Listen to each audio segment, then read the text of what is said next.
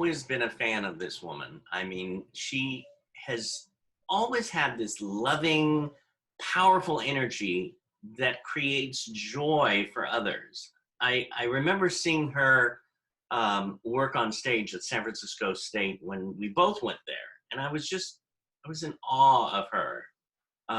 She is an educator, an actor, a director, Francine Torres. Hey. I feel like I'm dead. That was such a nice eulogy. Oh, my God. Oh my That's God. so nice to hear that. How are you? I'm doing okay. I don't think we've seen each other for like, we shouldn't mention it. No, in person, but I mean, I've been along since Facebook was invented. Like I've been watching and seeing everything that you do. It's wonderful. Well, and I've been watching what you do, moving from San Francisco to New York. Oh, honey, it's been a story. Oh my God, I want to hear. I mean, you're teaching now at in New NYU. York. What? NYU. The story is pretty fast. It's pretty amazing. Okay, go for it. Where do I begin? So I think what I like to tell people, especially those getting started, Right. and as you know, I have 2 daughters and they're navigating their way through college and wondering what their journey is going to be. Yeah. And let me tell you that I was born of, modest means, working class parents. We are Mexican American, so there's that added, aspect to it. And it was rough going for a while. Happy childhood, and then some things happened in my family that were not so good. Very traumatic divorce, and just a lot of hard stuff. Yeah. At that time, my mom, about the time I was getting ready to go to school, my mom was otherwise occupied, and sort of I fell off the radar a little bit. So I wasn't going to go to school. I loved school until all this sort of chaos happened in our family. And the one thing that pulled me through was theater.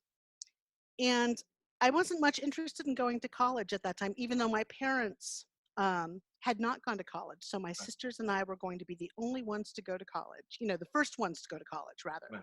Right. And my mom was just very distracted and stuff was going on. And she said, honey, just go for a year, learn how to type. And I got to San Francisco State and I kept like the theater department. Yeah.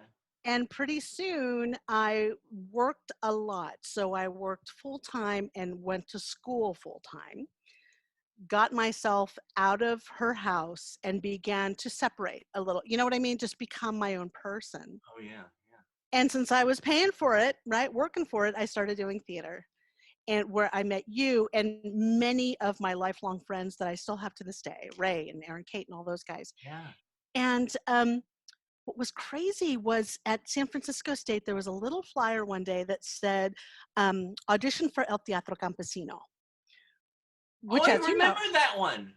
So it is the Farm Workers Theater. It's incredibly famous, right? It's Luis Valdez started working with the UFW, with Dolores Huerta, with Cesar Chavez, and they would perform these small acts on the back of flatbed trucks to the farm workers, to educate them, to tell them what their rights were, to make sure they knew about pesticides. And then it became an art form. He sort of borrowed from the mime troupe. He sort of borrowed from Brecht. Yeah. So I became a company member. And I got my equity card like at 21. Oh my gosh.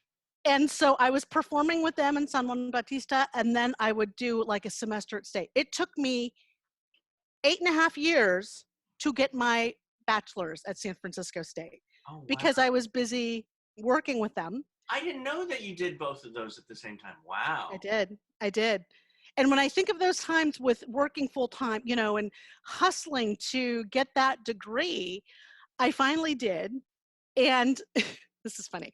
I'm on BART and I'm gigging and I'm starting, I was in the premiere production of Real Women Have Curves, which was a play before it was a movie. Yeah. and I played the inaugural role of the protagonist. Yeah.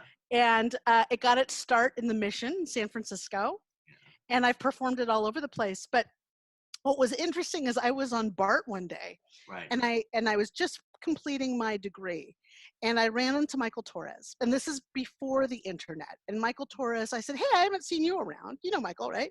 Yeah. Haven't seen you around. Where have you been?" He said, "Oh, I just got my master's at UC San Diego." And I was like, "What's going on there?" And he said, "It's great master's program, and it's for Latinos." And I was like, "Hook me up," right? I apply. This is pre-internet, so it's all snail mail. I apply and I send my stuff in. I get an audition, and I get in.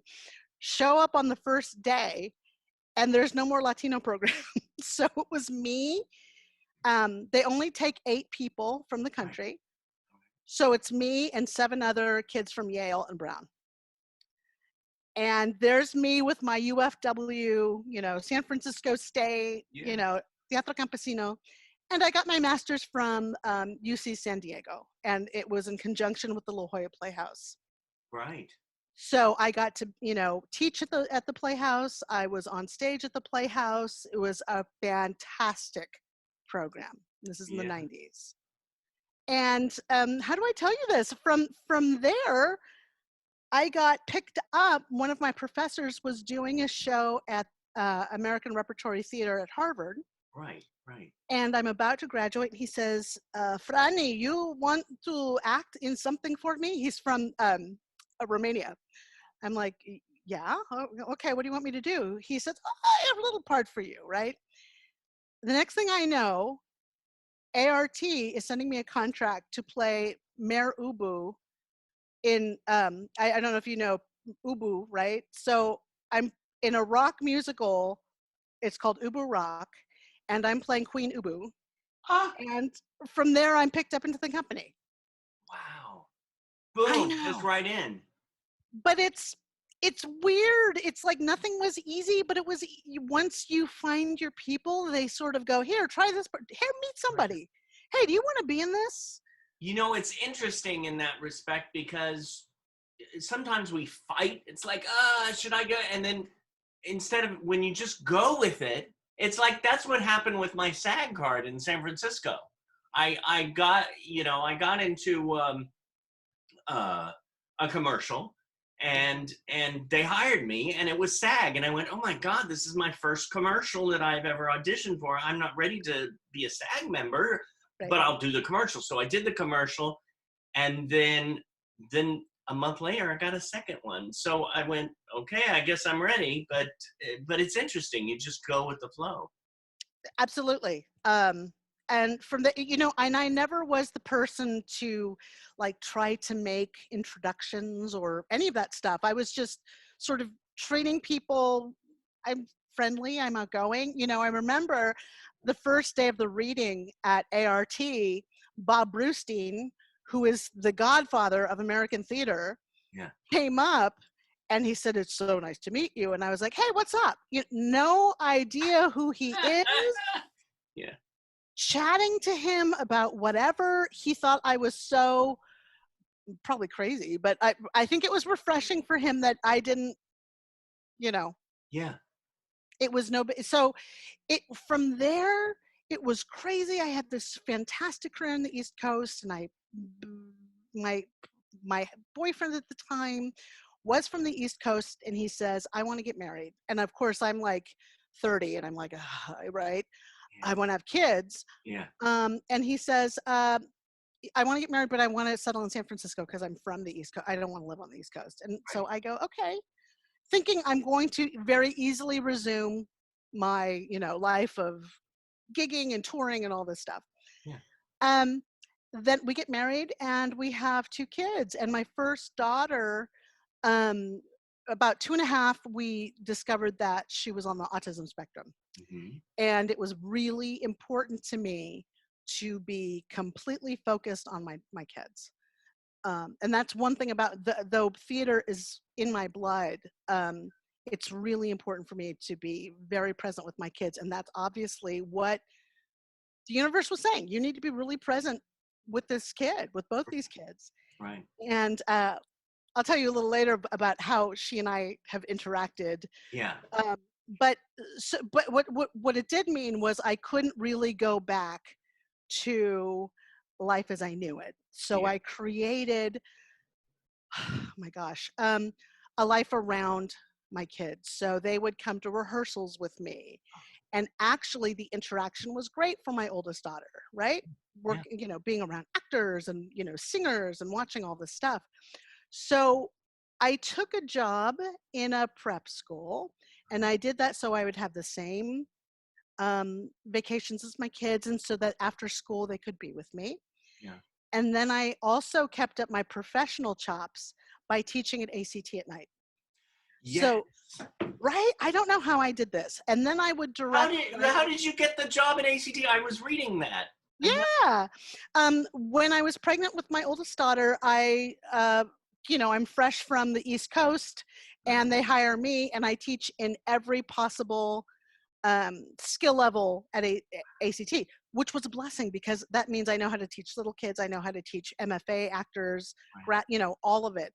So I taught there for about 20 years while keeping my other job with my kids so I could be with my kids, and then acting around that when I could, directing like at Stanford when I could. So I created this sort of life around my kids. And interestingly, a couple of years ago, my friend said, "Hey, there's an opening at NYU." And I'm like, "Yeah, right." Right. She says, "I think you should go for it." Yeah. And I was like, "You don't know if you don't go." Right. And I sent my stuff in, not thinking I would even get an email, right? Well, they called me, and it took 4 months of interviewing and demos, but I got the job here as head of acting. And Oh, I love I that. know, head of acting, the new Studio Broadway, which is the school that produces the Broadway musical stars, Yeah. and I'm the head of acting. So now I'm here. So my oldest daughter is, she's in college on the West Coast.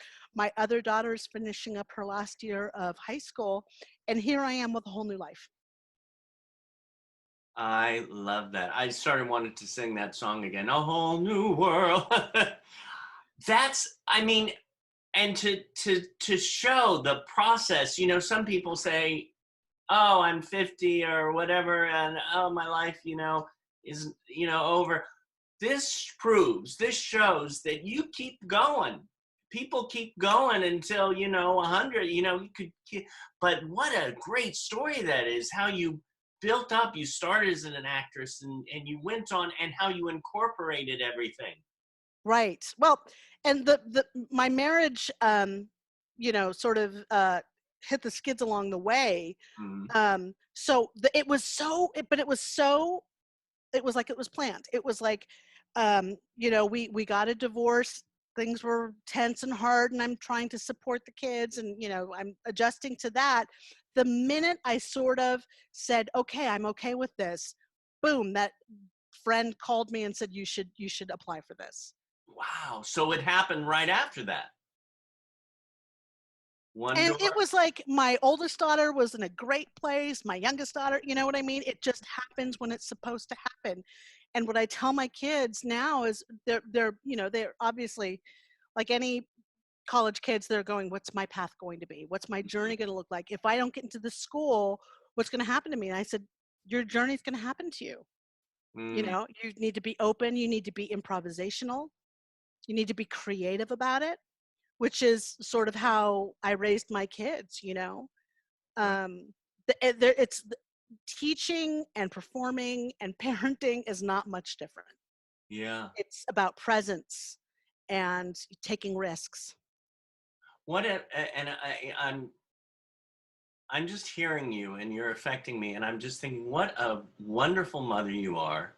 What a wonderful, I would love to take from you have you as my teacher. It's like, oh my God. And to have that success, Stanford and NYU and ACT, all the top, these are top schools. And there's something about that too. This kid that grew up, very humbly from the mission, right? There's something about that. And there are times when I'm like, ooh, there are very famous people on this faculty. I look around at a faculty meeting and I go, I won't even tell you the names. And I feel like an imposter. And, a good friend of mine said, yeah, but they're not you.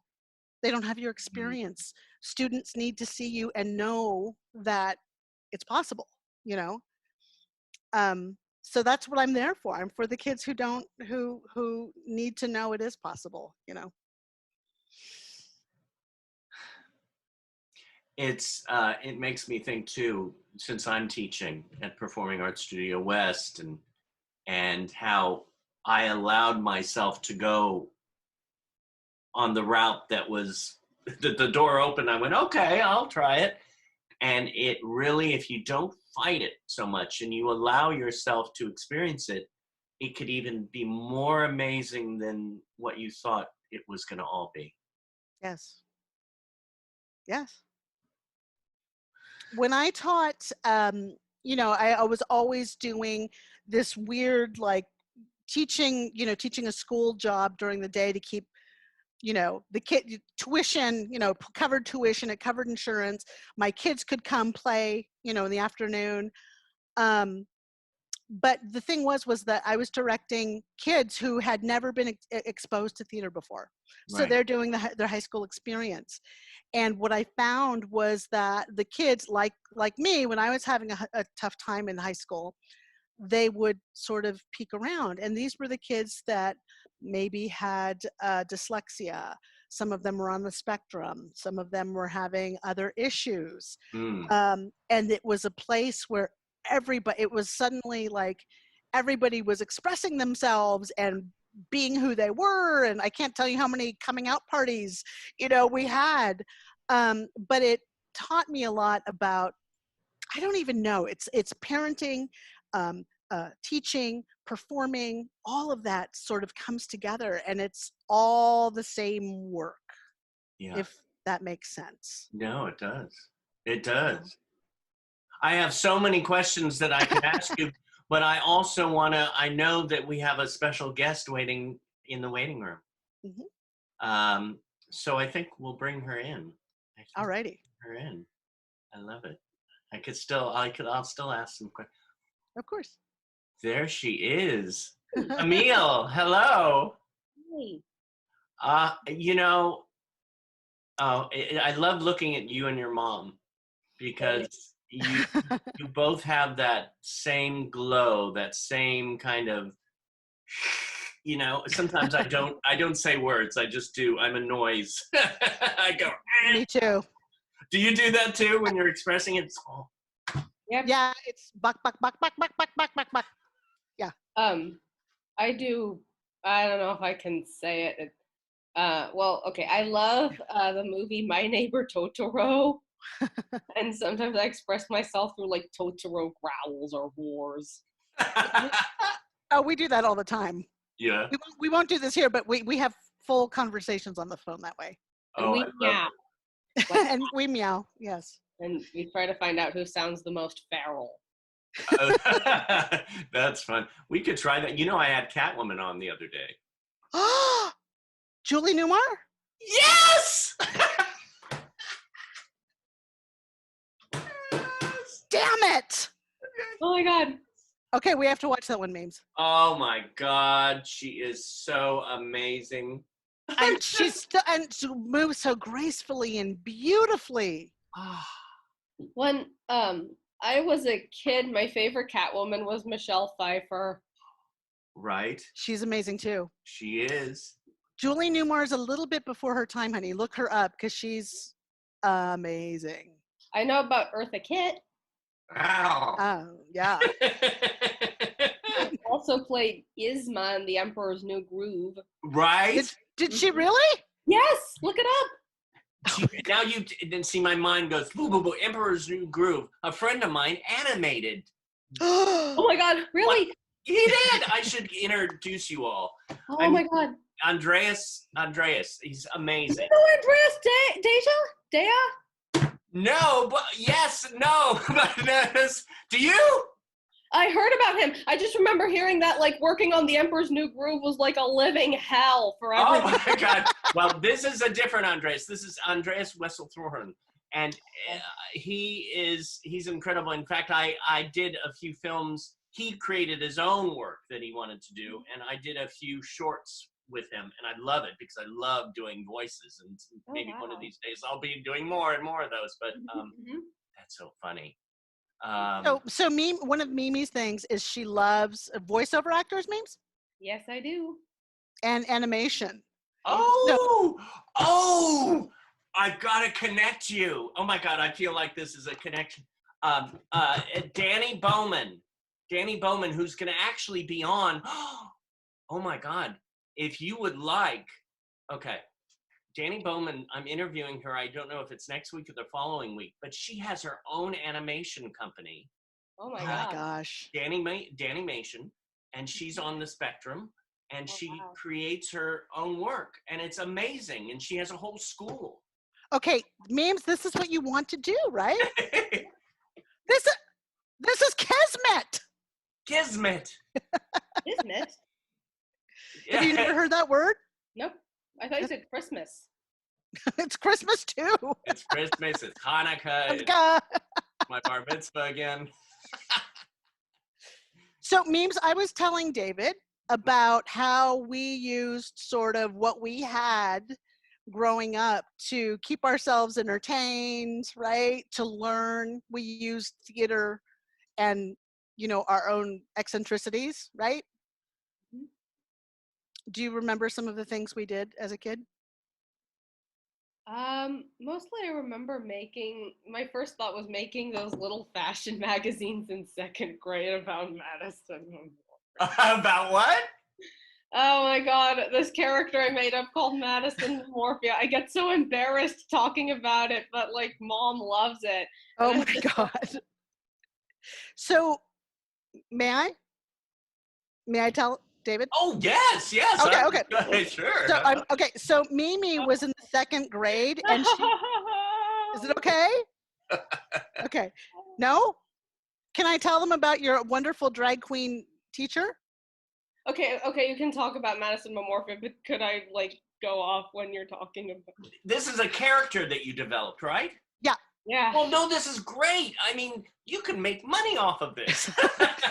Her teacher was the first teacher who really like got her adored. He was like her fan, and she would do. I'll just briefly memes. She would make these fashion magazines, and they were like she would draw.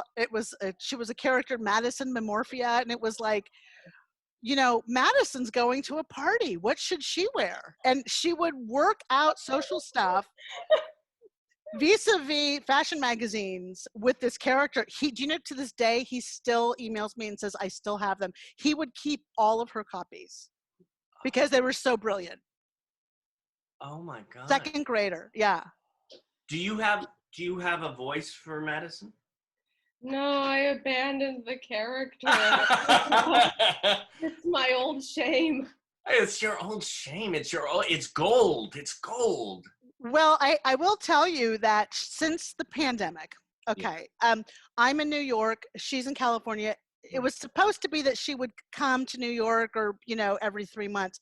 Pandemic, it's not happened. Of course. So for her birthday, she couldn't be here. So I send her a doll of, who is it? Elam Garrick from Star Trek. Deep Space Nine. Okay, because she had wanted an Elam Garrick cake that I was going to make. So I send her the doll, and I send all these little Barbie clothes for her to dress him up. Now, Mimi has decided she took his story and went a little further with it. He is non-binary, Mimi? No, he's pansexual, but a lot of fans interpret him as trans or intersex. Okay. So she also has made up this sort of bitchy old diva persona for him. So, memes, why don't you go get him? Get him. Oh, he's there! Oh, wait!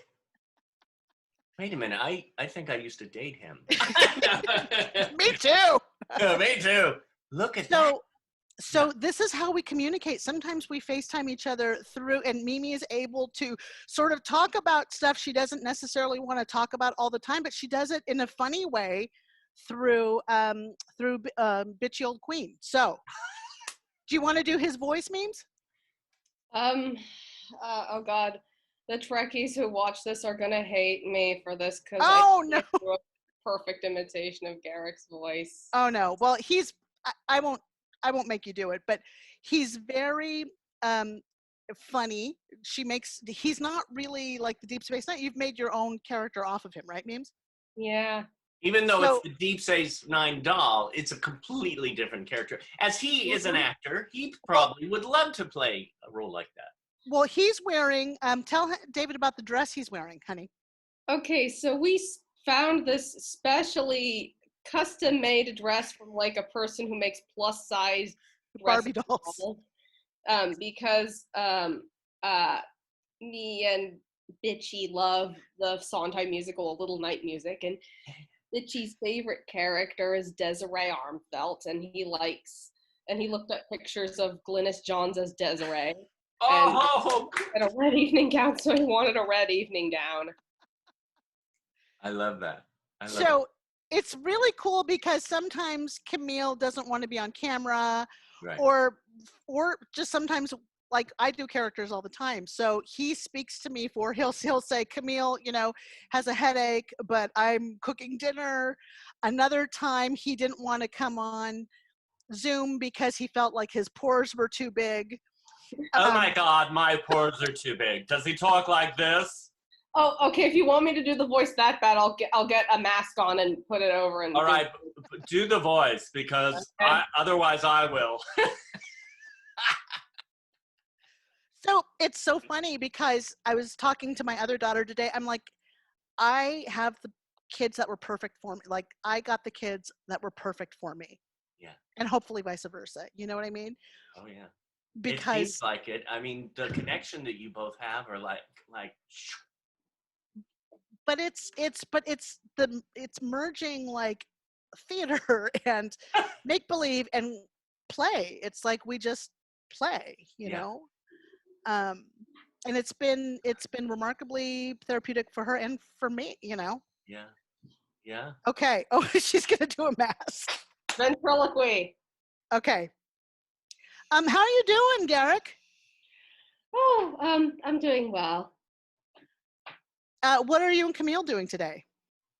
Well, I'm probably going to put a pin cushion on her bed because I'm angry at her since she went out for boba tea without me. Oh my God. Did she? Well, I know you like to go to the Mission. Yes, I do. Can you tell David why you like the Mission District? I like the Mission District because I like to flirt with cholos there. You like the hot Latino men. Oh no, I like the 50-year-old cholos with the faded tattoos. God, that sounds good to me. Now, one last thing. Are you two cooking tonight? Who's cooking? I have no idea. The only meat in the fridge is some like breakfast sausages.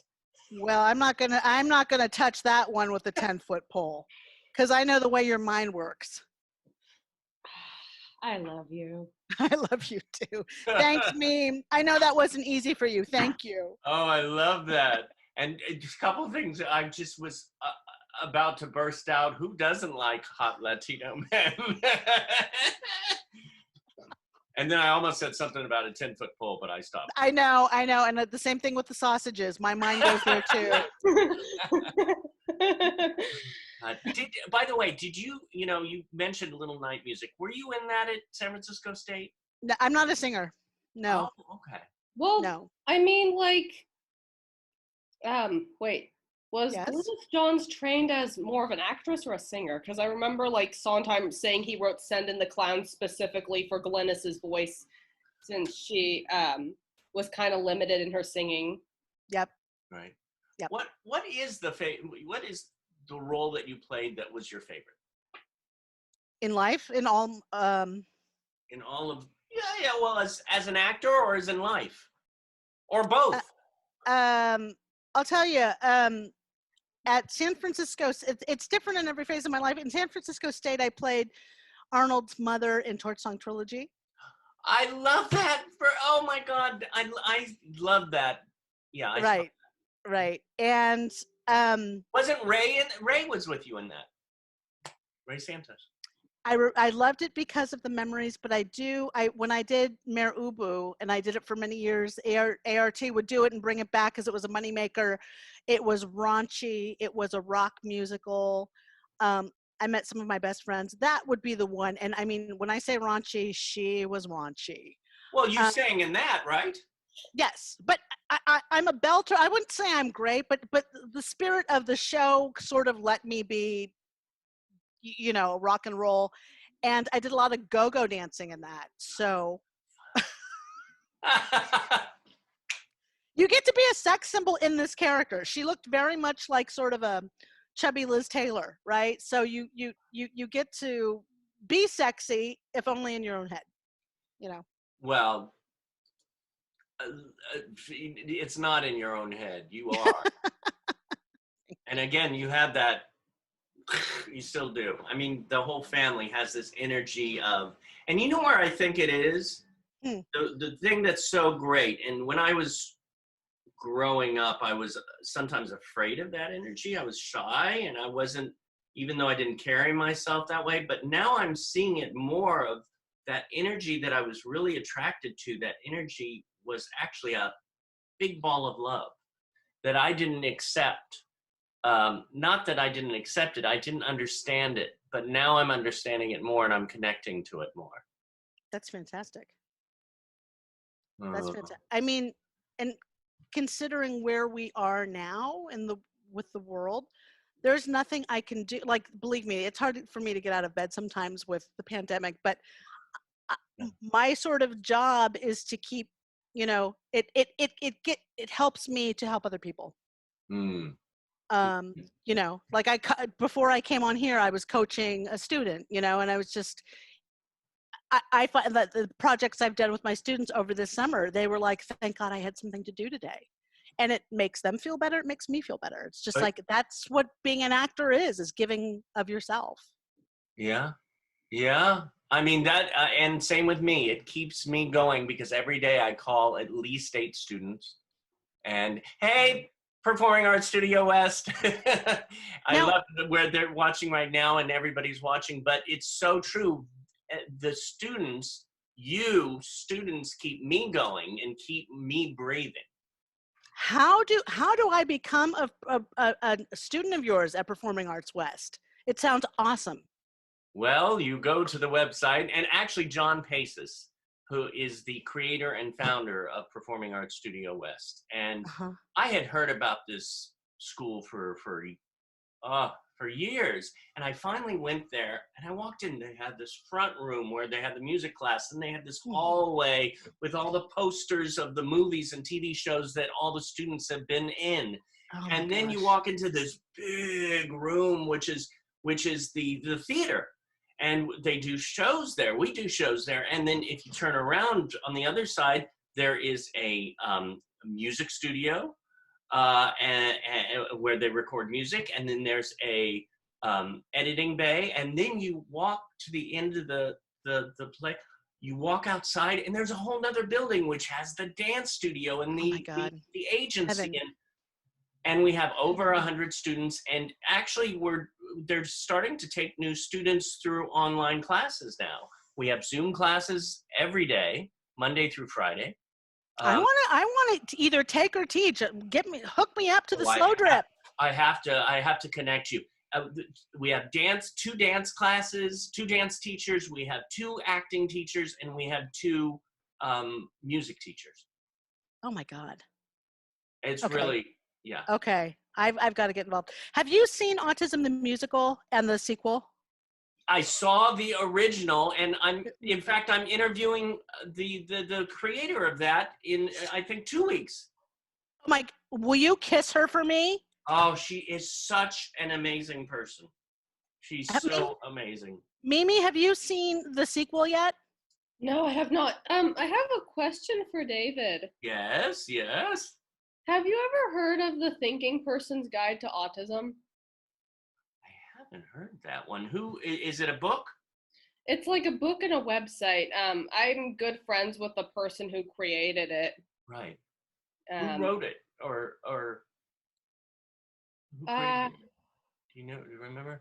yeah, the name I know. Shannon? Shannon Yeah. DeRoche Rosa. Yeah. Oh, I should check that out. Yeah. Well, what's different about Thinking Person's Guide, Meme?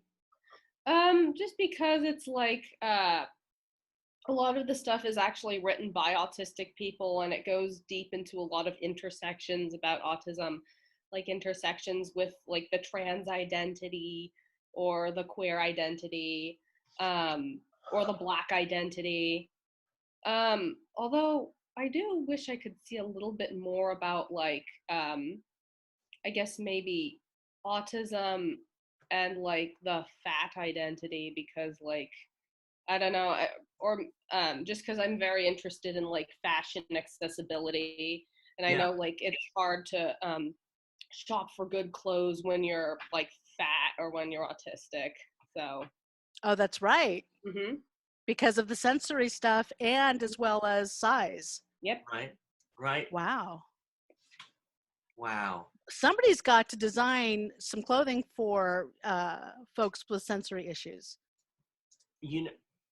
Garrick's a tailor in the show. Okay, no, Garrick. No, don't try to steal the show. I want to thank you so much, both of you, for being on today. And it was a pleasure meeting you. I hope we have to stay in touch. Well, we have so much to talk about. But oh, yeah, we do. I want your students to know, though. Yes. It's always possible, David. Look at me, starting over in my 50s.